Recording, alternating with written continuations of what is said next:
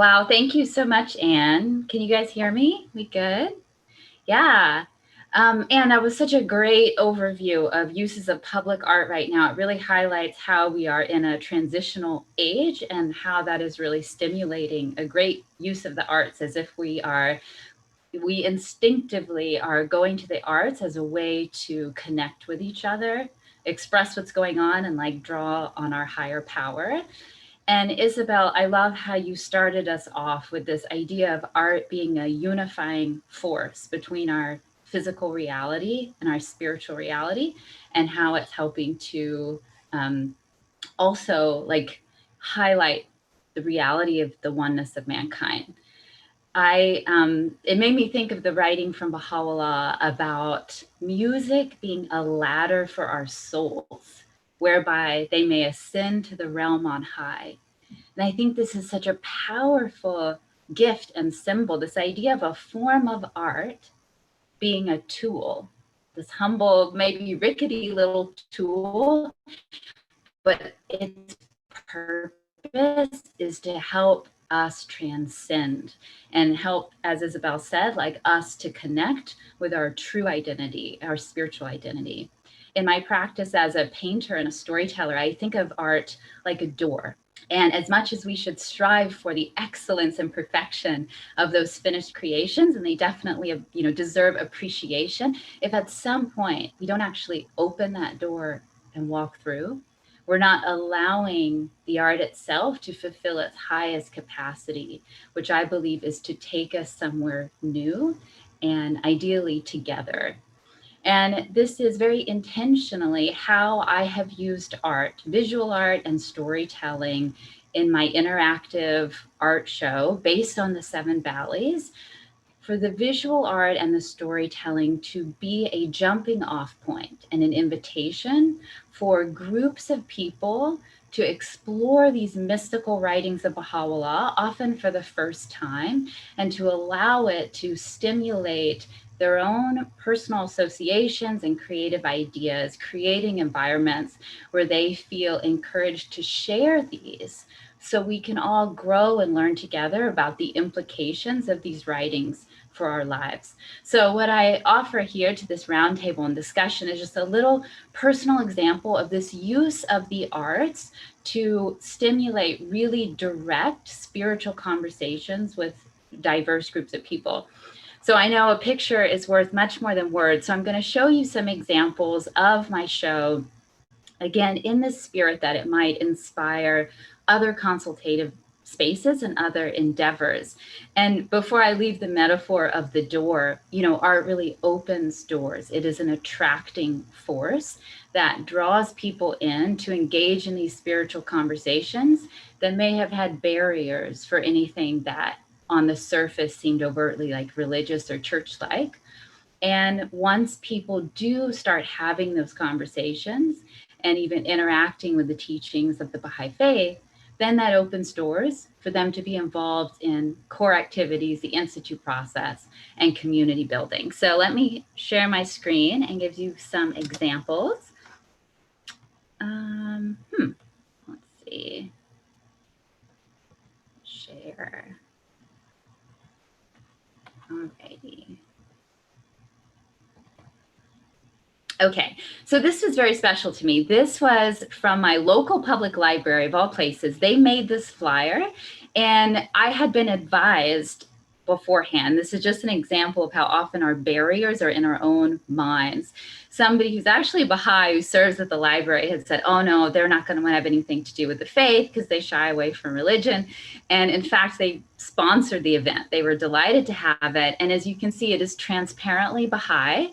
They say this experiential event weaves personal storytelling, visual art, and group exploration of mystical teachings from the Baha'i tradition to inspire fresh, awakened perspective on your life path. And this was also advertised on the local subsidiary of National Public Radio, and they mentioned the Baha'i faith. So the show centers around these 7 mystical landscapes. This was at the Austin Baha'i Center. It has drawn wide variety of audience participation. One woman in this picture was a stranger of the faith. She saw the event advertised on Facebook and came, and that's not an unusual occurrence. This was at a Catholic university. This gentleman in the gray coat attended the event, and literally he is now hosting devotionals with his wife. And the 2 individuals on the left, different faculty in different departments at this university, and they're now engaged in a race amity devotional. These are students at the Catholic University, and what they're holding are quotes from the 7 Valleys. They're discussing Baha'u'llah's words to correlate them with the artwork. This woman on the top left attended the Amarillo show. She was not a Baha'i, but she left the event with a copy of the 7 Valleys and the Hidden Words. And the bottom picture is Anne's house. Her husband provided the best lighting that we've ever had, so just thank you. This is just an example of different ages collaborating at the events. I think it's really important for children to have experience joining consultation, and I think the arts really help draw them in. Here at the top left, this 10-year-old was fully engaged in the discussion. It was actually a pretty deep crowd. There's someone in the back talking right now, and as you can see, he's totally following the discussion. It's the beautiful example of drawing in populations on the margins of society. El Paso elected to host their event at an assisted living so that this community member and her friends could attend, and it was co-sponsored by their Interfaith Alliance. And the show is really designed for the participants to become the stars up. I set the tone and the theme, and then when we start going through the 7 valleys and correlating it with the artwork, as you can see, it really stimulates a lot of conversation and insights, and people feel encouraged to share.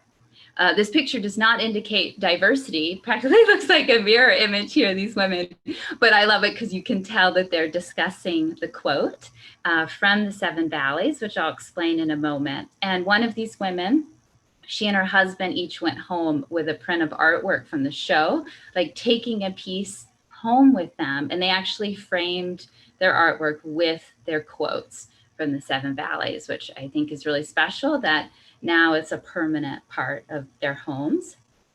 So let me just show you a little bit how the event functions.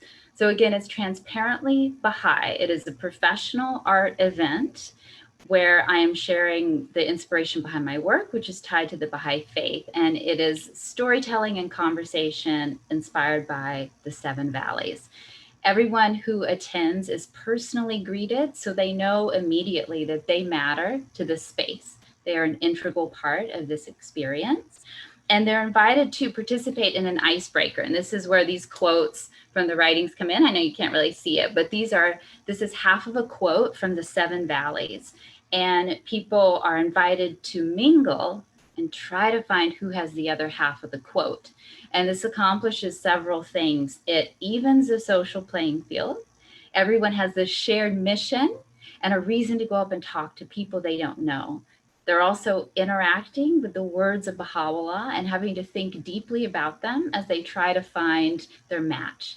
And once they do, they're then a team. And here we have another shuffling of attendees. You may be paired with someone who's very different than you, but they're a team, and they're invited to look at the artwork and correlate which of the 7 paintings they feel goes with the artwork.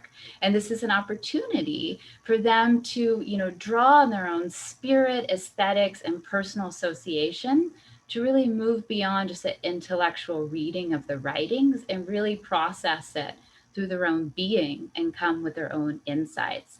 And then later during the storytelling portion, there's opportunities for them to share these insights and correlations. And this is really where the event shines, when they shine, the attendees. And just to wrap up, I think these 3 qualities of attracting the widest possible participation, creating environments of encouragement and safety, and then also having an environment that inspires deep insights, these are really the cornerstones for profound community building.